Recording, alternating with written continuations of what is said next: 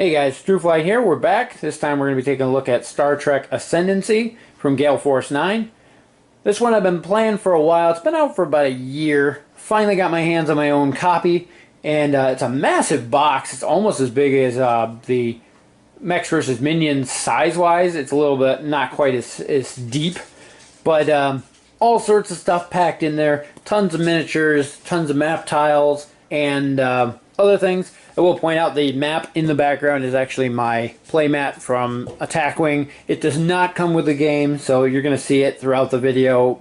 That does not come with it, but it's basically a black piece of felt with splatter paint on there to make it look like a system.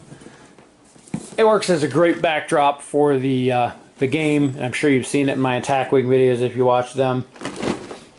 As for Ascendancy here, all sorts of stuff in there. And supports 3 players out of the box. There are more expansions coming. That's a whole other thing. But it comes with the Romulans, the Klingons, and the Federation in the box. There are more to come, which will add it up to 5 players. But for now, it only plays 3 player. It does play best with 3 player. A lot of games you'll see, you know, I'll say 1 to 2 player, 1 to 3. This one specifically says 3 player. And they're right, it does play best with 3. With 2, you lose out on a lot of the diplomacy aspects of the game. We're going to open it up, take a look, and show you everything in there, and go over our quick little how-to play type of thing, just to show you the basics and let you get a feel for the game.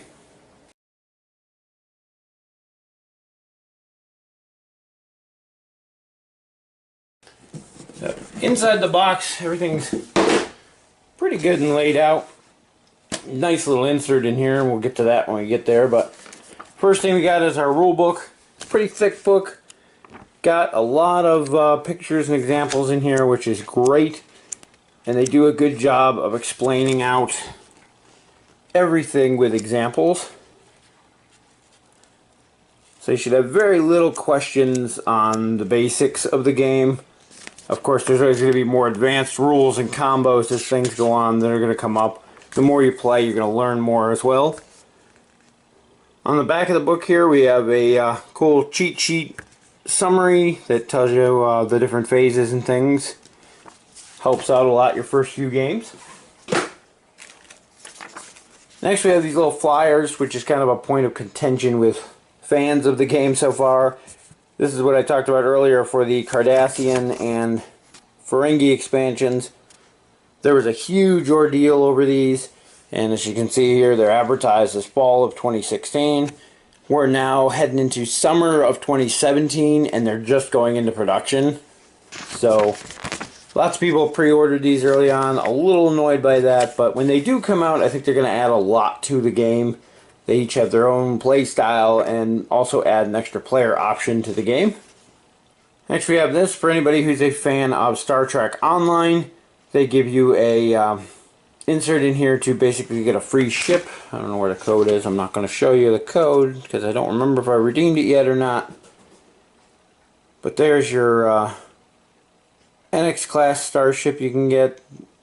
I think it's the one from the Dilithium or Zen store they call it.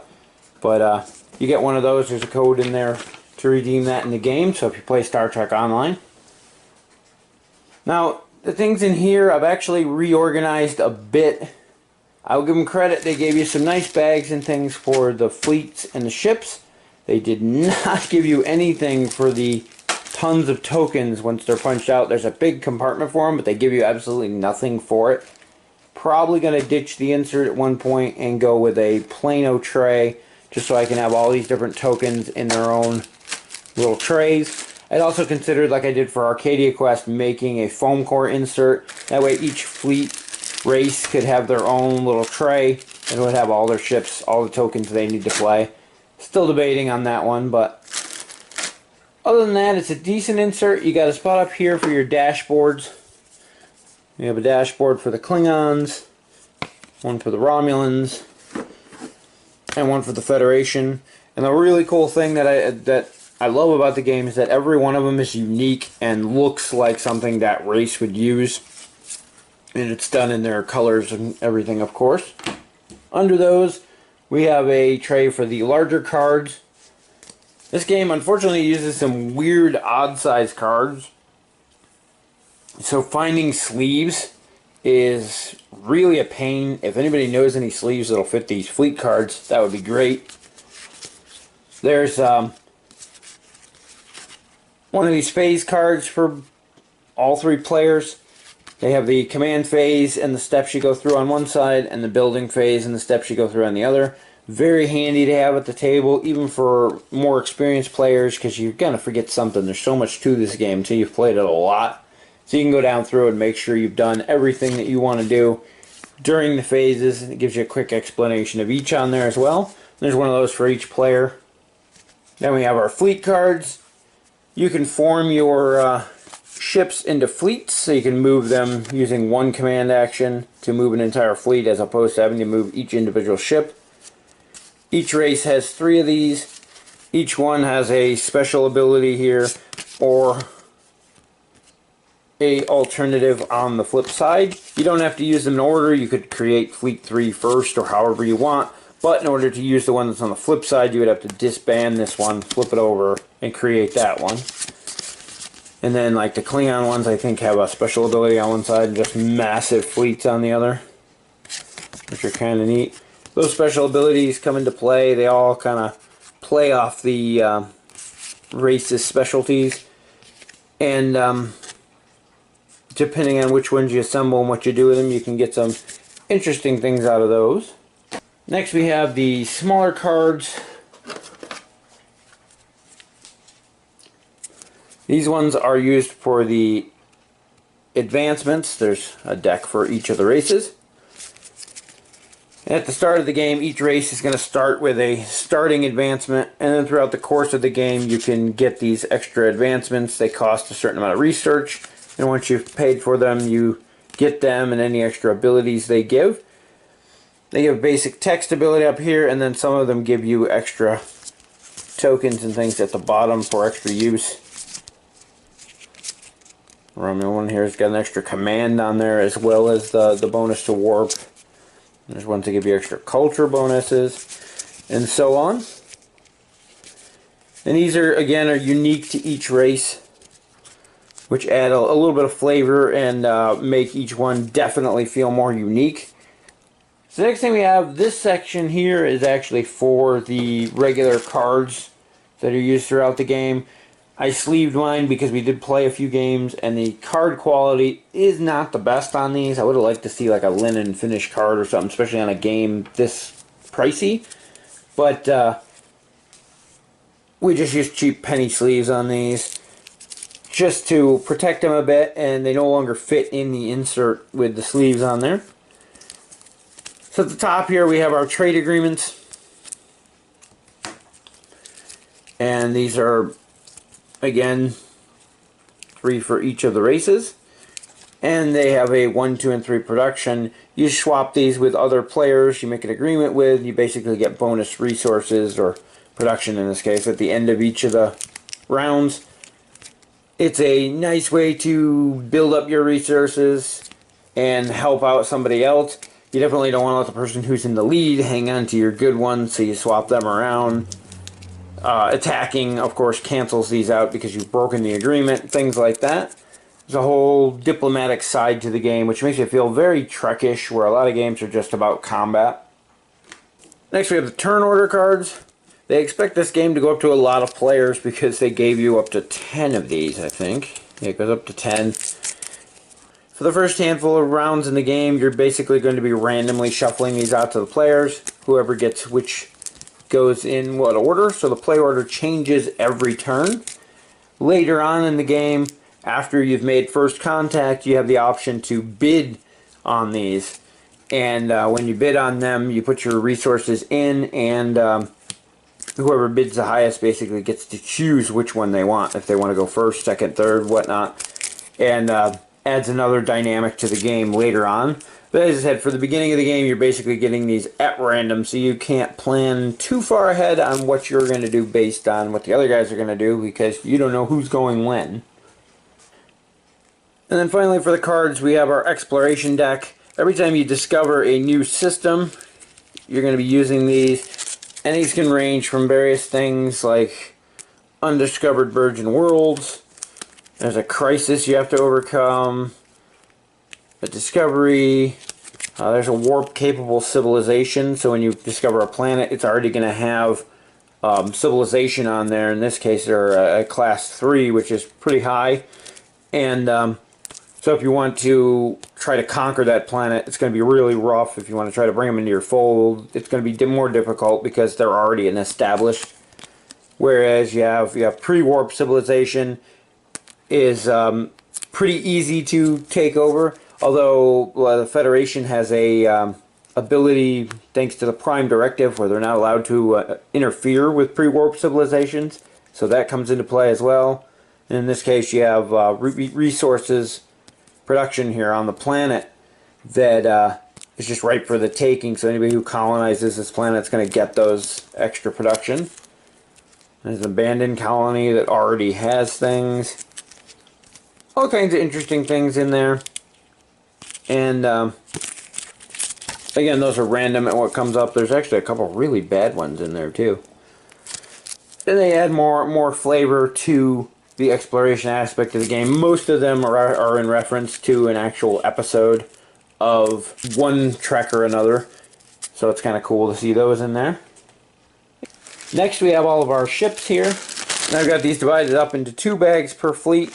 This bag actually has the fleet ships in it, along with the fleet bases. That's pretty much all that's in there. The other bag here has a couple different things in it. First, each race gets stations that they can build.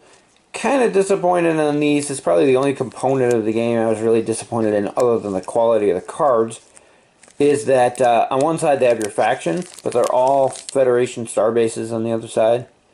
Game-wise, it really doesn't matter if starbase is a starbase. It's whoever controls the system that it's in. But it would have just been nice to see them go that little extra effort to make race-specific stations. They did make, as a Gen Con promo, actual models of the stations. And they had the stations modeled in the different factions for those. So it's just silly they didn't do it on there. But yeah, each faction gets 3 of their own stations they can create throughout the game. And these can be lost or gained through conquering the system that, or taking control of, I should say, of the system that they're in. They're permanent once they're built, so you really have to pay attention and think about where you're building them. They're also useful because they can be used to produce new starships. Aside from your homeworld, these are the only other places you can create new ships. And on top of that, they also had a defense bonus to that system if it's under attack. We also have in there our ships. And I can't remember off the top of my head how many there are per race, but you get a good number of them, as well as our control nodes. These are going to go on the planets that you take control of to show that you're in control of them, and you build your different resource nodes around them. Each race has their own. These are unique to each race. This is a Vorcha cruiser here for the Klingons. It's a Galaxy class for the Federation, and a Dideridex for the Romulans. And then, of course, the control nodes are a little bit different for each. And even these they made look very Klingon. The Federation ones are somewhat Federation-ish. I mean, they're very similar, but they're different enough that you can tell, like the Romulan one has domed caps on the buildings and things. Neat little thing now. Plenty of those to go around. And they even have a escalation packs, which come with a handful more nodes and ships. So you can increase your fleet sizes. The big thing is that everybody has to have the exact same amount. So if you buy one of those escalation packs, you got to buy all of them. So keep that in mind. And I'll show you the ships and things later on. But for now, there's the exact same thing as I just showed for the Klingons. The Romulans have here. And again, the Federation have the same as well. Onto our dice. The dice for this game, pretty much standard D6s. The only thing that's different is this lane, or the die that you use to figure out the space lanes. And it's 22334 on there. And that's how you figure out the length of the space lanes that you're going to put between systems. Other than that, you get 10 basic D6s, which are used for various things, combat and everything else throughout the game. Token-wise, we've got a whole ton of tokens in here. We have our research tokens, which are used to research new projects and basically up your technology of your race. We have warp tokens. Every time a ship goes to warp, you're going to take it off the board and put one of these with the pointed end pointing towards the system they were coming from. And over the course of turns, they gain more and more warp tokens, as well as various research and things that you have may give you extra ones. When you decide to come out of warp, you can move a number of systems equal to the number of warp tokens that you have piled up. So you can move pretty quickly once you get them built up. The catch is, if you ever come to an unexplored system, you have to come to a stop, or if you come to a hostile or rival race that you do not have a friendly trade agreement with. Even ones that you are friendly with, you must ask permission before you can warp through their systems, so that may bring you to a stop as well. 90% of the time you're going to be using warp travel to get around the board, though, even if it's only going one system at a time. And we'll get to that when we get to the planetary setup. Next we have our production tokens. These are used to build extra ships to add to your fleet and things like that. Going to need plenty of those throughout the course, especially if you're playing Klingons. Next up we have our command tokens. Everybody's going to start the game, I believe, with 5 of these. As you use them, they flip over to these exhausted side. And everything you do with your ships during the game, during the turn, is going to use a command.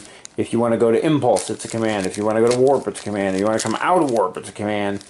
And pretty much everything you're going to do is going to use these. So these are basically what you keep track of. The more of these you have, the more things you can do on your turn. And they're your basic how to keep track of your turn length.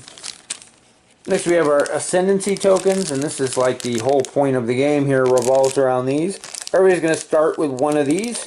The goal is to get to 5 and be the most advanced race. These also let you build your space stations as well as other things. They give you bonuses to hegemony and other things for taking over planets. And we'll get into those more when we get to the actual rules. And finally we have our culture tokens. Culture tokens are what you basically use to buy your ascendancy. You have to trade these in 5 for 1. So the whole game really revolves around finding ways to collect up these culture tokens through various things, either culture nodes on your planets or certain research. There's all kinds of ways to get these, but that's really what the game revolves around, is building up your society so you can collect these culture tokens. So next up we have our actual nodes, and these are really cool, and they actually look pretty cool too. These are going to be placed on the planets as you colonize them to produce more of the various resources from the planets for you. In this case here we have our production nodes. They're like a little factory. These are not race specific. You use the same ones for everyone. They don't really show on camera too much. They're kind of a translucent plastic too.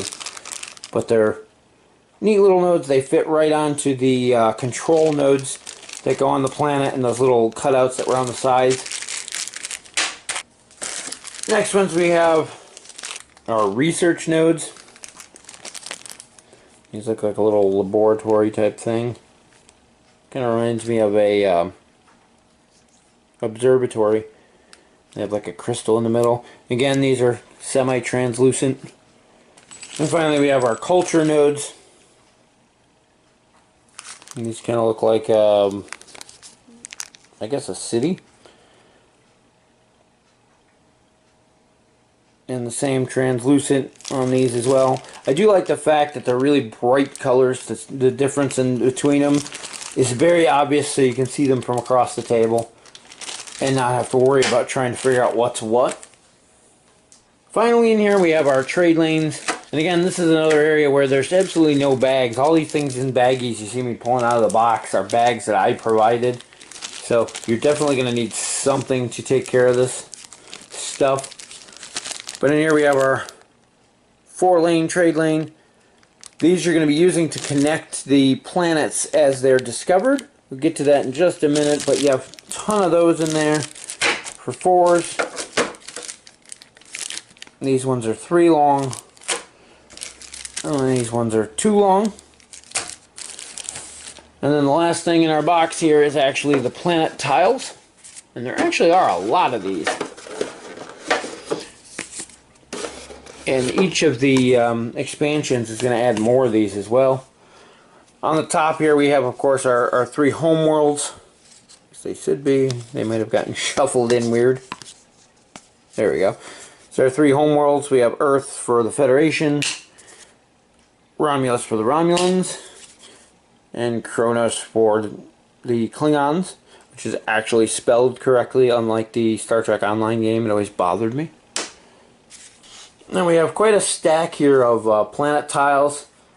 And the setup of the game, you're going to basically make sure that there are 2 safe planet tiles per player on the top, and then the rest of these get randomized. So if you're playing a 3-player game, there's always going to be the first 6 systems you explore are going to be relatively safe, and then after that there's a chance of them not being so safe. And there's other things in here than just planets. So this one's a hazardous planet. Slight hazard here. You need to roll a 6, or a basically anything but a 6 on a die 6, or you're going to destroy the ship that discovers this planet. And they go on. There's a phenomenon. Again, this one has a hazard. Phenomenons are nice. You put the research token on here. If you survive jumping into the phenomenon because it's a hazardous system, you will gain the research. And at the end of each turn, those get refreshed, so you can brave the hazards again to collect the research again or move on. Then we have our planets like this. You can see here there's a spot in the center, this triangle thing for the colonization control node. And then these spots here can be used for different resource nodes on the planet. And over here it tells you what you can use. So one of these nodes can be used for anything.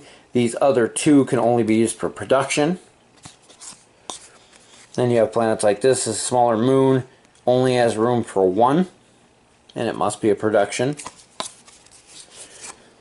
So they do limit what can be built on what planets. And of course, depending on the event that pops up when you first discover the planet, different things are going to happen. There could already be a civilization there with nodes on it. And each one of the expansion packs, when they come out, is going to come, I believe they said, with 10 new systems to add. So it'll be, of course, a new homeworld for that race, and then a handful of systems in their area. And that's everything that's in the box. Again, like I said, the insert's okay. Probably going to discard it anyway, because you're going to want something to put all of your tokens in. You're going to want trays to put all of your ships in.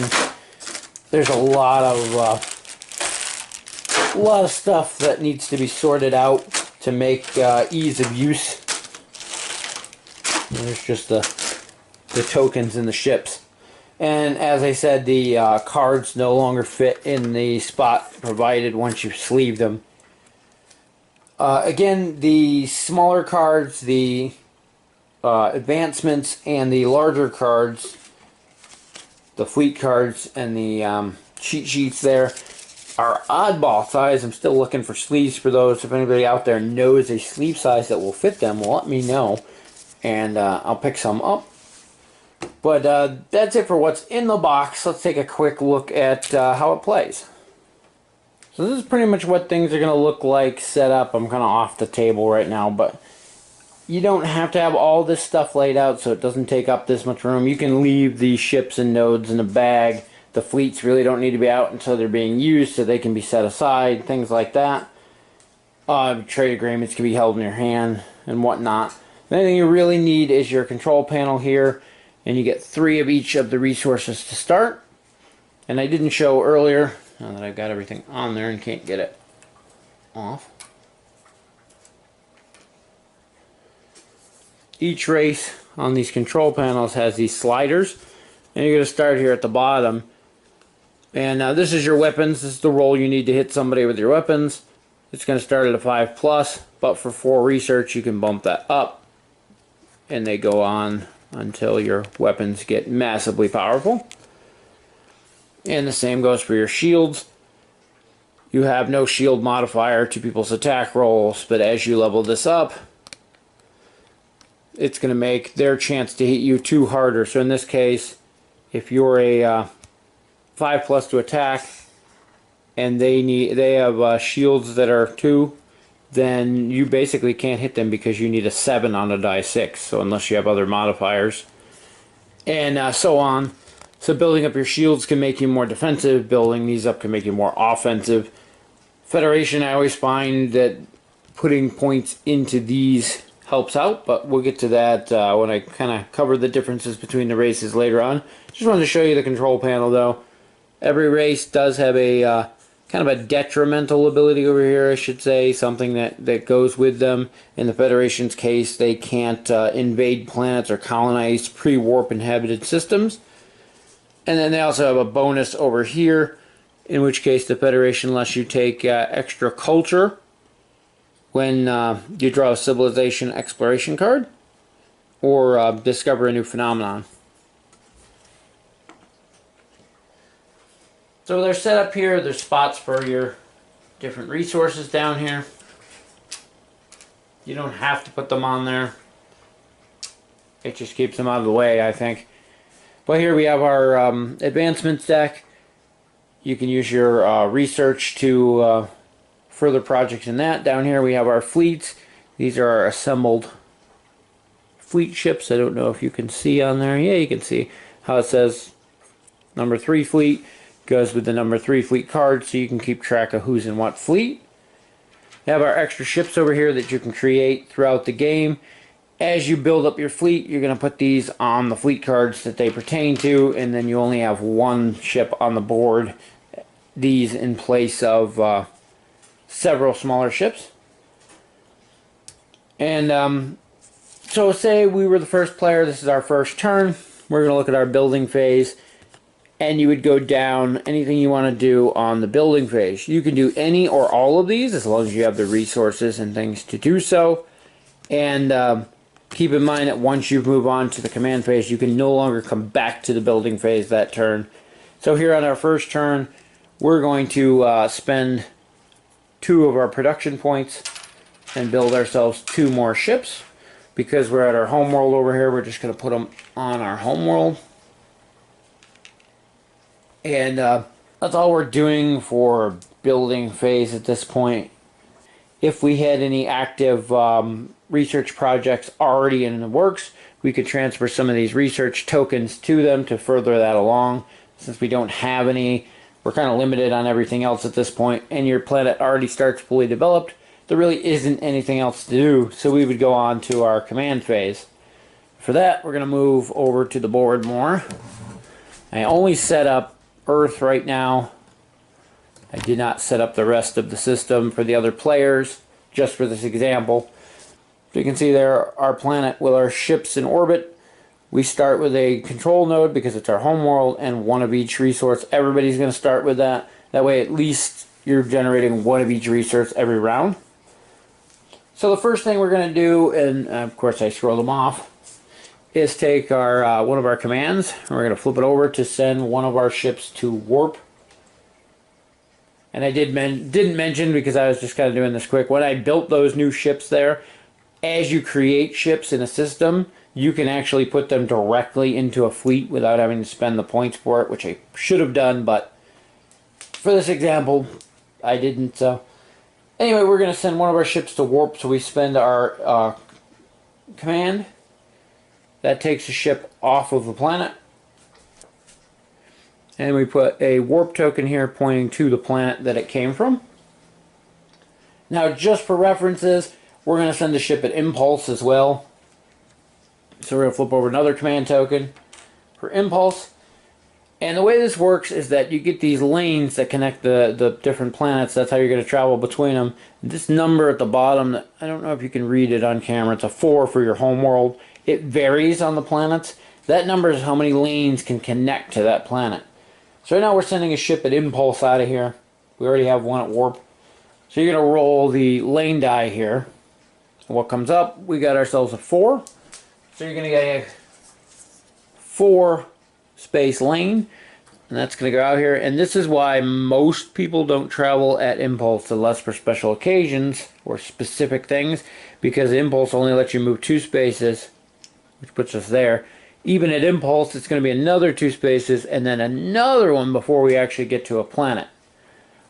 Whereas now we have our one ship in warp. He has 1 warp token. We can spend another command to drop him out of warp onto this planet, which is undiscovered.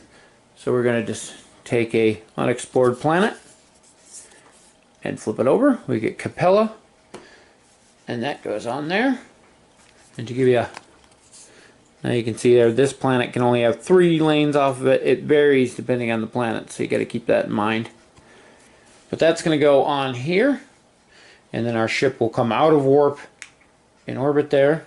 Our warp token goes away, and because we discovered a new planet, we draw our card. We found a warp capable level 1 civilization. Because we are Federation and we drew a civilization card, we're going to get a culture, which is nice. And then this card goes on to say we have to develop 1 resource node in priority order, place a warp token on the system, marking it as a warp capable independent civilization. There's only 1. So our planet is warp capable, and you don't have to do this. You can put these aside and whatnot. The reminders are all on here, but we like to, if you have the room, put the card right next to the planet so you remember. And it's going to have 1 resource in priority order. And for priority order, there's actually a table in here. You always do production first, research second, and culture third if possible. The planet we discovered does have the possibility of up to 2 production nodes, and we're only putting 1 on the planet, so we're going to have to start with a production node. And the production node goes right on the planet. So we have our choice here now is to either try to colonize this planet through force, which the Federation can't do because it has a civilization on it, or we can try to use diplomatic channels to bring them into our fold. Alright, so in the case of the Federation here, we would try the cultural hegemony to take it over. And in doing so, it's going to take you at least 2 of your cultural tokens to try it. Well, technically to do it. It's 1 to try, and if you succeed, it's a second one to actually take control. And you're basically going to do your ascendancy level, which is the beginning of the game. You only have the 1 token, so you're going to use that, plus a die roll. And it has to be higher than the total structures of the system and their ascendancy, if it's controlled by a player, or the warp capability if it's controlled by a civilization like this. So in this case, it's going to be my 1 ascendancy plus a die roll versus the planet's 2, because it has the 1 warp token, 1 node. So if we wanted to try this, we're going to spend another command to attempt it. And we're going to roll. We need to roll a 3 or higher in order to beat them. In this case, we got a 6. So we would take control of that system. And I did it a little out of order. We should have, before we made our... I did this out of order. When we paid our command token, we should have also paid a culture token in order to make that attempt. Now that we succeeded, we could pay a second culture to colonize that system. We now control that. And I'm kind of summarizing this stuff, so I may miss some rules in there, so I apologize for that. But I'm just trying to give you a feel for how the game works. Alternatively, if we had a different race, say the Klingons, we could have flown there with a ship and you attempt to destroy and use military force basically to bring them under your control. There is a risk to doing it through military means, though. If you roll higher than the planet does, you're going to successfully take it over. If you roll fewer than the planet does, the difference between the two actually gets destroyed in nodes on the planet. And if you roll equal, everything on the planet is wiped out and it would start from scratch. So you have to keep that in mind using the military takeover, planetary invasion it's called, which is slightly different. The planet actually gets to roll some dice back based on the amount of nodes that are currently on it. Like in this case, we've already resolved this, so this would be gone. So in this case, our planet here has one control node and one production node. It would roll 2 dice versus our invading force, which in this case is 1 ship. As I said, Federation cannot invade. This is just an example, but the planet would roll its 2, you would roll your 1, and wow, we totally destroyed it, so we would take over the planet. If it had been the other way around, we would have ended up wiping out everything on the planet because we would have lost by 4, and so on. So it's an interesting gamble back and forth. Like I said, the Federation don't even get that as an option. If there happens to be a starbase in orbit of a planet, and you take control of the planet, you also gain control of that starbase. That's our extremely basic look at some of the things you can do. If you look on here, during the build phase, you can build more starships. You can actually build nodes on the planets based on what's available. In this case, our planet that we just took over has room for another production node as well as a culture node. So we could build a production node on here by spending 2 production, or we can build the culture node by spending 2 culture and a production. You could also colonize a uncolonized system. In this case, this one already had a civilization on it, but say we found this system here and it was completely uncolonized. Once we get our ship there, we resolve the exploration card, and if it's still uncolonized, then we can actually spend a culture token and the ship that's currently in orbit to place a control node on there, and now that's our planet. It does cost you a ship, so you have to keep that in mind. You're going to need to build up production so you can build more ships to replace them. But now that you have that planet, you can send other ships out there, use your resources, build more nodes, and get those resources in quickly, or more quickly, to do future things. Down here, once you have some research projects already being worked, you can commit research from your token pool into those projects.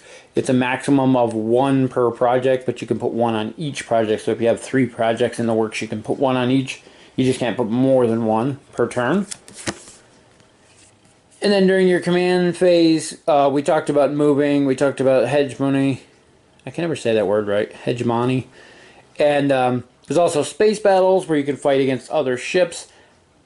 There's also launching projects. When you launch a project, you're going to draw the top 2 cards from your advancement deck. Decide if you want to work on one or either, or if you even have slots available for them. If you want to keep one, you put it down, and it costs 3 research here. So you're going to put it face down on there and start putting research tokens on it during your build phase until you have 3 on there. It flips over at that point and becomes active. You can never have more projects in play than you have research nodes. So keep that in mind. If you lose research nodes, you're also going to lose projects that you have in the works. You can also cancel projects at any time, but you lose all of the research that's already been put towards it. So keep that in mind as well. And the last one on here is to commission starbases and fleets. You can, if your ships are at a starbase or your home planet, you can switch them back and forth onto your fleet cards. So we have our 2 ships on Earth here. We could spend one of our commands. Well, it actually takes 3, so if we still had 3 ships on Earth here, we could spend one of our commands to put these 3 ships into a fleet. They get replaced on the board with the fleet marker. Now, when you're moving this around in warp or in impulse, you only spend commands to move this one, and you're actually moving all the ships in the fleet. And again, the fleets have different special abilities that give you various things depending on which fleet you're using.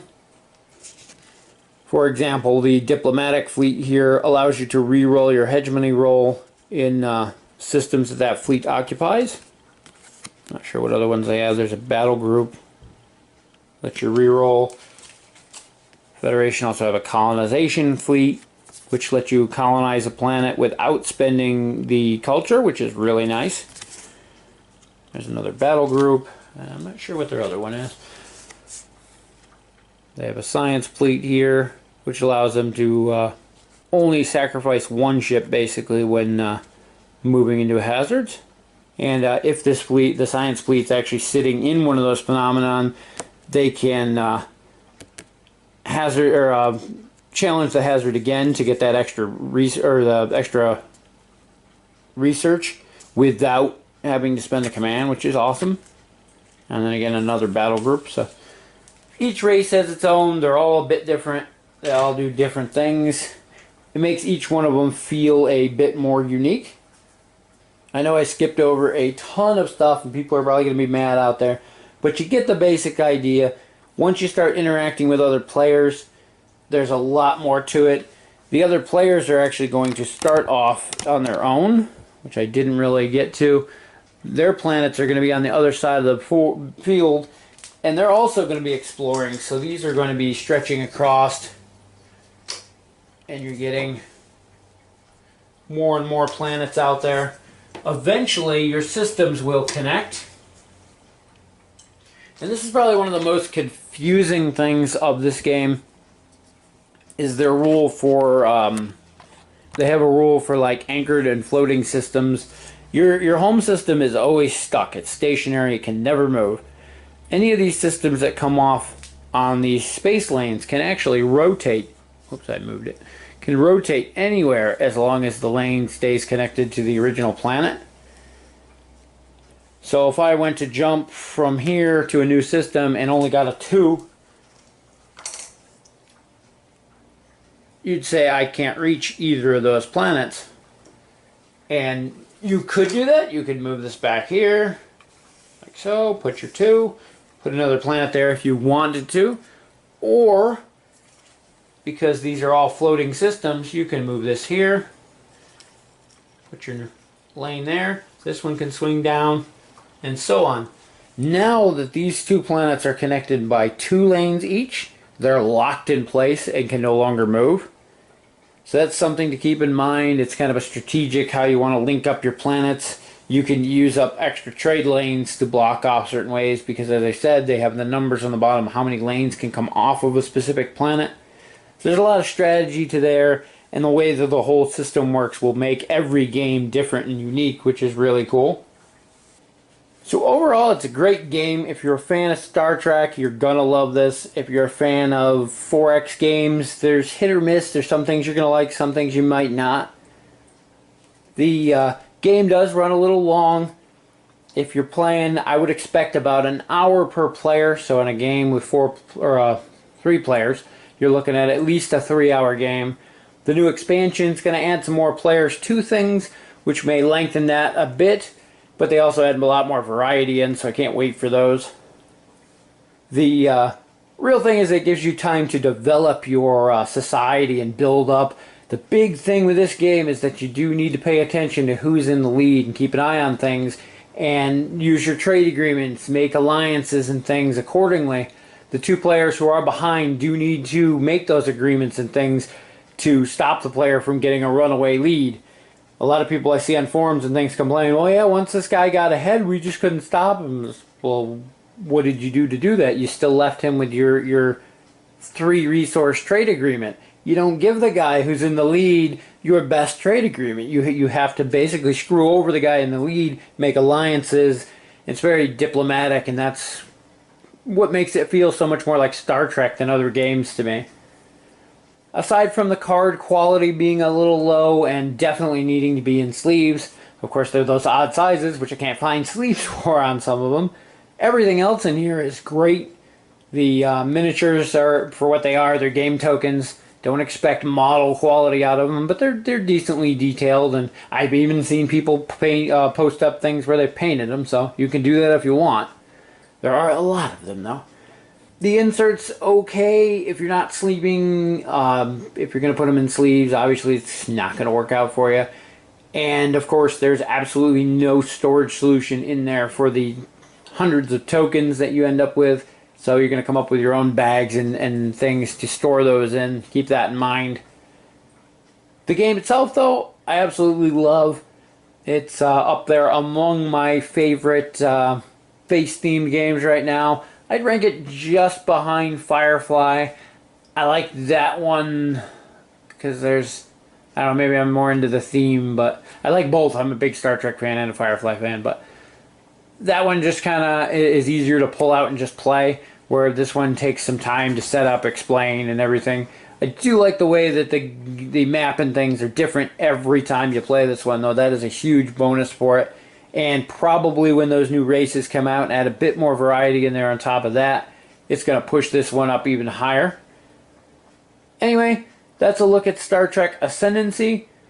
Thanks for checking out the video, and we'll see you in the next one.